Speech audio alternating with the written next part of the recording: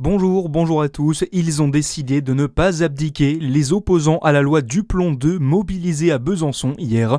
Plusieurs associations et des militants écologistes étaient présents pour dénoncer le projet de loi d'urgence agricole. Il doit être soumis au vote dès demain soir à l'Assemblée nationale. Un texte très attendu par la FNSEA qui prévoit notamment le retour de plusieurs pesticides interdits en France.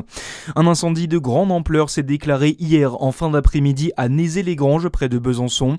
Un bâtiment agricole de 400 mètres carrés s'est embrasé. Une vingtaine de pompiers étaient mobilisés sur place. Aucune victime n'est à déplorer. Une enquête devra établir les circonstances de l'incendie. Le maintien de l'activité est un enjeu majeur. Les mots de Sébastien Martin concernant l'avenir de Tech Power.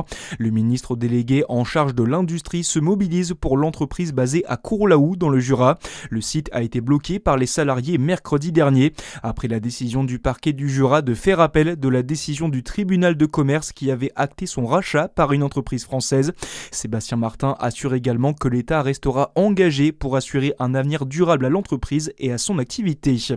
Également dans l'actualité, le budget le plus renforcé derrière celui des armées. Monique Barbu annonce dans la tribune dimanche un renforcement du budget de l'écologie en 2027. Le fonds vert sera aussi augmenté à 1 milliard d'euros, c'est ce qu'affirme la ministre de la Transition écologique. Une annonce alors que la France vient de traverser 3 épisodes caniculaires et que 99 départements sont en vigilance sécheresse. Et puis c'est l'événement de la journée dans le Jura, le Tour de France est de passage dans le département aujourd'hui à l'occasion de la 15e étape. Une étape qui s'élancera depuis Champagnole pour rallier le plateau de Solaizon en Haute-Savoie.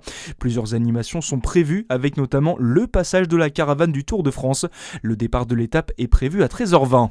Voilà pour l'essentiel de l'actualité, c'est la fin de cette édition. Très bonne journée à tous sur Fréquence Plus.